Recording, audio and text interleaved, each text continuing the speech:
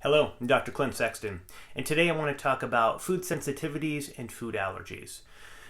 Picking foods that are good for you or bad for you can be a little bit tricky because there's been lots of recommendations on certain foods that are said to be either low inflammatory or that if you're trying to do a food elimination diet, these are the foods you should stay away from or the things to remove from the diet, etc. So it gets a little bit tricky knowing what you should or shouldn't be eating in terms of food and the impact it's going to have on your health. So there's a couple major things I want to cover in today's video. One is going to be talking about an elimination diet, and the other is food sensitivity and allergy testing. So let's start with the concept of the food elimination diet. The concept with this is that you're supposed to remove the foods you think are problematic, take them out of your diet, wait for a while, you see how you feel. You should feel better, okay, if those are problematic foods. And then what you do is you go through a process of reintroduction, okay? Now, if you can accomplish that, if you can identify the correct foods that are problematic for you, take them out and put them back in and figure out what they are, then great, you have figured it out. But many times it's much more complicated than that, because in order for the elimination diet to work, you have to remove enough foods so that you actually feel good and feel better, and that's the point you start to reintroduce foods to see what the response is, see if you're having an adverse reaction to those new foods being put in.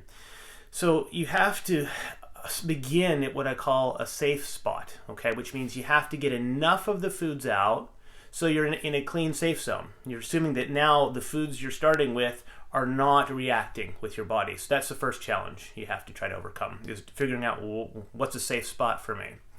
Another problem we run into with the elimination diet is that we don't remove enough of the foods, okay? So sometimes people remove one or two foods, okay, and go, well, didn't really notice a difference, so I'll put those back in. Now I'll try taking out a couple more foods, so see how I feel, then put those back in. Again, you have to clear the field, okay? You have to get the system, clean and not reactive to really identify what's good for you or what isn't for you from a food perspective in this way. The third thing to consider is, what are you trying to change, or what are you using as a gauge for improvement? So let's say you just had very mild gas or bloating. You probably wouldn't have to avoid a food for a very long period of time to see if you're going to get benefit from having that food out. But let's say you're working with an autoimmune disease, the food would have to be up for a much longer period of time, okay? So you also have to factor in what you're trying to change with the dietary changes. So now the other side of all of this is using the tool of testing. So this is done as a blood test, and what you're doing is you're measuring antibodies to foods that you've been eating. And so you measure the amount of antibody that your immune system is making to various foods. And your immune system makes antibodies to things it considers to be harmful to you or as an enemy. So then you take that data, okay, you have the data from the test, and you have different foods coming up. So the way the results are typically used would be something like this. You look at the test, you have a random number of foods coming up, and you're told to then, well, avoid those foods, or avoid and or rotate those foods.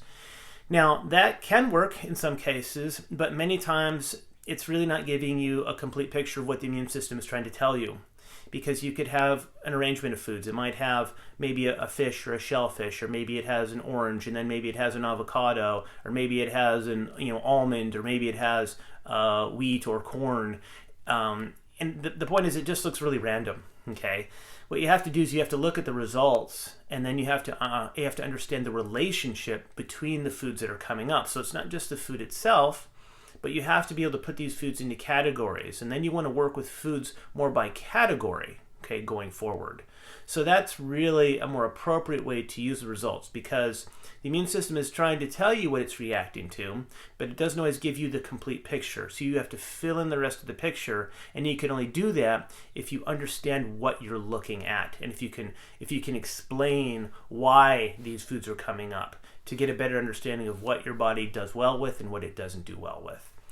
So hopefully this helps you a little bit with the concepts of food. It can be tricky determining what your food sensitivities or allergies are. So you can go through the elimination diet process, and if you have success with that, great. You don't need to do any testing.